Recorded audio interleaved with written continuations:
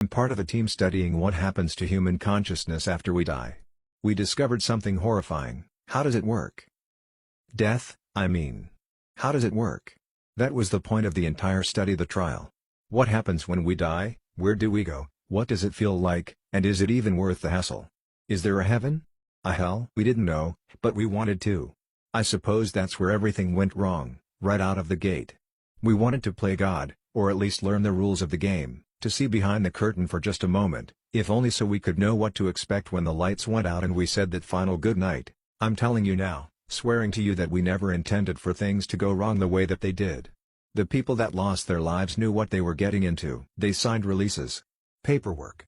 They agreed to let us do what we did, just so long as we promised to handsomely compensate their families. And we did.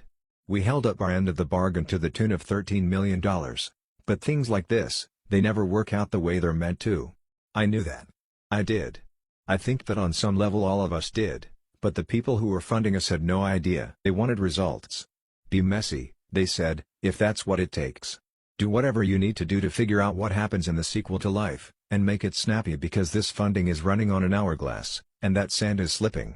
So we cut corners. We pushed people in ways that, in retrospect, were irresponsible. Dangerous. But we did it for the common good. We did it for you, for all of us, for the benefit of future generations who could look death in the eye without the horror of not knowing what came next. It was a good thing. It really was. The first death went smoothly.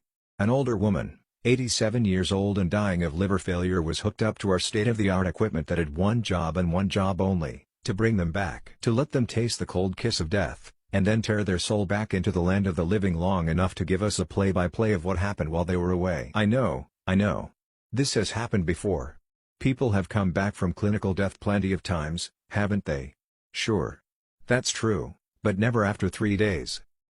The 3-day timeline was a tricky one because even though the corpse was dead, even though the cadaver was cold and beginning to cellularly decompose, we needed to keep it fresh enough to host life. Don't get me wrong, the life it hosted didn't last long, but it lasted long enough.